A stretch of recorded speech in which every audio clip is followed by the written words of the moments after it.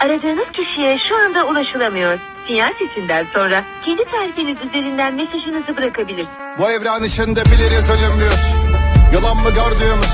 Belki de tanımaz kimse hiç olmadık, ancak bir yerde görülmüşüz. Zamanın çehresi asıktı, biz hep gülmeye gönüllüydük.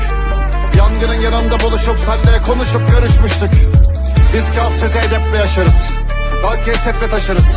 Belki de alırız zamanı geriye, kuşumuz kafeste kalır. Küsmüş yenilmiş aşk ki en başta babamı annemi tanır. Kalsan sığdıramadım ondan, gitsen dünya yarım. Olur mu?